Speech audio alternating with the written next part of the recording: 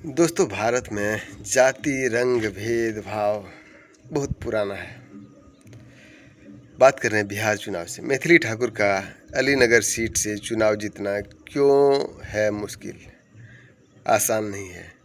ये तीन समीकरण कुछ ऐसा निर्णायक है जिससे पता चलता है कि मैथिली ठाकुर को जीतना उतना आसान नहीं है। लोक गायिका मैथिली ठाकुर ने आधिकारिक रूप से भारतीय जनता पार्टी की सदस्यता ले ली है। अब बीजेपी ने मैथिली ठाकुर को बिहार चुनाव की रणभूमि में उतार दिया है। बुधवार को पार्टी ने दूसरी लिस्ट जारी की जिसमें मैथिली को अलीनगर से टिकट दिए जाने का ऐलान किया है। इससे पहले मैथिली ने दो में से किसी एक सीट से चुनाव लड़ने की इच्छा जाहिर की थी। मधुबन जिले की बेनीपट्टी या दरभंगा जिले की अलीनगर विधानसभा सीट। बीजेपी बेनीपट्टी से अपनी उम्मीदवार का पहले ही ऐलान कर चुका था। अब सवाल उठ रहे हैं कि बीजेपी ने मैथिली की अलीनगर से टिकट तो दे दिया, लेकिन उस सीट से लोक गायिका की चुनावी राह क्यों आसान नहीं है। दरअसल अलीनगर विधानसभा सीट 2020 के चुनाव में बीजेपी की गठबंधन सहयोगी रही मुकेश सहनी की अगुवाई वाली विकासशील इंसान पार्टी वीआईपी के हिस्से में थी। वीआईपी के टिकट पर मिस्री लाल यादव चुनाव मैदान में उतरे और जीते थे।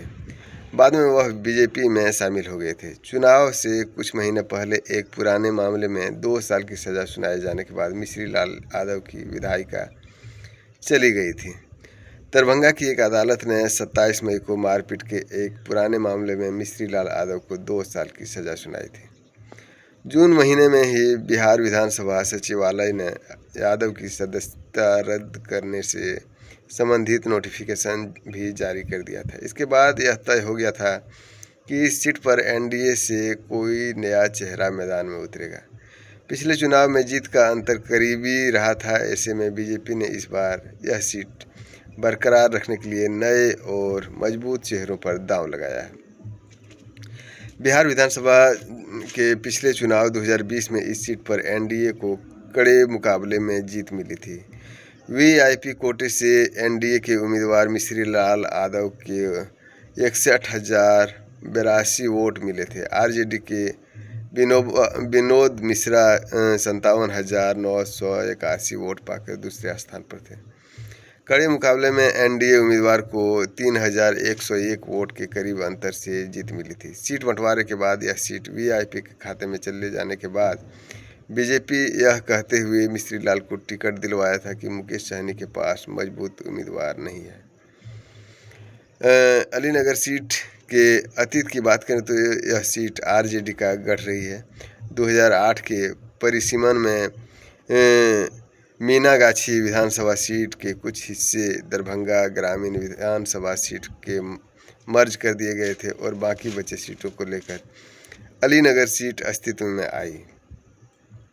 2008 में इस सीट का भूगोल भी बदला और साथ ही बदल गए सामाजिक समीकरण।